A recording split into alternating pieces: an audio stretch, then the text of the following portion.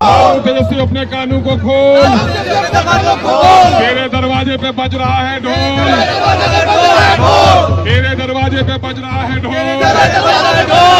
गठबंधन के लिए अपना दरवाजा खोल, गठबंधन के लिए अपना दरवाजा खोल, खुल जाएगा फिर तेरे माई समीकरण का पोल।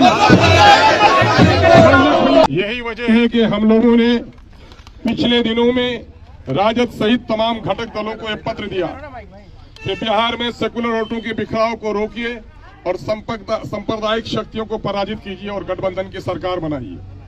लेकिन हमारे इस कथन पर जर्रा बराबर भी गंभीरता से पार्टी ने कोई विचार नहीं किया राजद ने, बल्कि हास्यास्पद तौर पर हमारा मखौल उड़ाया कि आप इलेक्शन ही मत लड़िए, इनके कई नेताओं ने कहा। हालांकि हम लोगों ने अपना पत्र देने के बाद इनके कई निकटतम विधायकों के जरिए से मैसेज दिया कि हम आसमान के तारे नहीं मांग रहे हैं, हम मंत्री आपसे सिर्फ इतना कहना चाहते हैं कि हमारे लिए बिहार में 6 सीटों को सुरक्षित कर दीजिए और अगर सरकार बन जाती है तो सीमांचल डेवलपमेंट काउंसिल बनाकर सीमांचल को विशेष पैकेज दीजिए। अगर आपकी सरकार बन जाती है तो दलितों और पिछड़ों को और अल्पसंख्यकों को उनकी आबादी के अनुपात में तमामतर मामलात में उनकी हिस्सेदारी तय कीजिए। यही मांग हमने किया था, लेकिन पार्टी ने गंभीरतापूर्वक इस पर कोई विचार नहीं किया। और हम इसलिए याद दिलाने के लिए आए हैं कि 2005 में राजद को बहुमत नहीं मिल पाया, जिसकी वजह से बिहार में सरकार बनाना उनके लिए कठिन प्रश्न था। ऐसे वक्त में 29 विधायकों के साथ जीतकर दिवंगत नेता रामविलास पासवान साहब ने एक प्रस्ताव दिया था कि आप अपने पार्टी के ही किसी मुस्लिम चेहरे को आप मुख्यमंत्री बना दो, हम समर्थन दे देंगे। लेकिन खेद का मामला है वो राजद जो सेकुलरिज्म की बात करती है, वो राजद जो बीजेपी के खिलाफ बात करती है, वो बीजेपी वो राजद जो समाजी इंसाफ की बात करती है, वो राजद जो माई समीकरण पर टिकी हुई है, उसने भाजपा के हाथों में बिहार को जाने दिया, लेकिन किसी मुस्लिम नाम पर ये तैयार नहीं हुए। अगर 2005 में ये किसी मुस्लिम को मुख्यमंत्री बना देते तो यहाँ नीतीश और भाजपा की गंदी सरकार, ये सांप्रदायिक सरकार कदम नहीं जमा सकती थी। आज भी इस परिस्थिति करीब करीब 2005 की तरह है।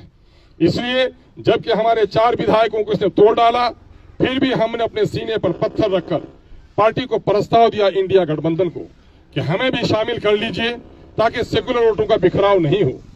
आपने ऐसे लोगों को साथ लिया है जो लोग कल तक बीजेपी में थे, लेकिन एमआईएम जो हमेशा बीजेपी के खिलाफ लड़ती रही है, ऐसे लोगों को साथ लेने में आपको दिक्कत क्यों है?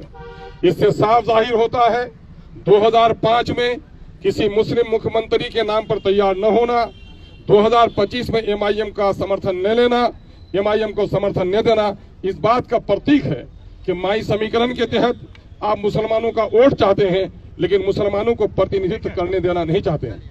यह आपका मुस्लिम विरोधी जो चेहरा है, इसको बेनकाब होना चाहिए। आपने जो लोग कल तक बीजेपी में थे, मुसलमानों के खिलाफ जिन्होंने बीजेपी का समर्थन किया, वो आज आपके गोद में बैठे हुए हैं और आप हमें अपने दरवाजे से महरूम रख रहे हैं।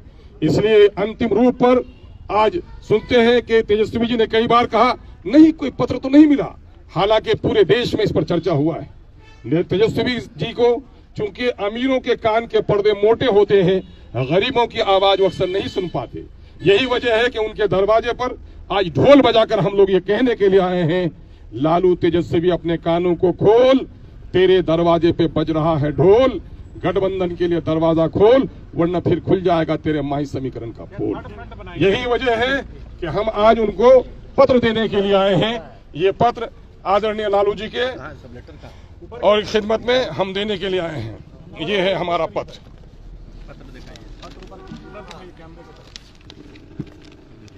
ये पत्र है, आज हम देने के लिए आए हैं। पत्रकारों को बांट दीजिए भाई। हाँ भाई बांट। चलो बजाओ जी। लालू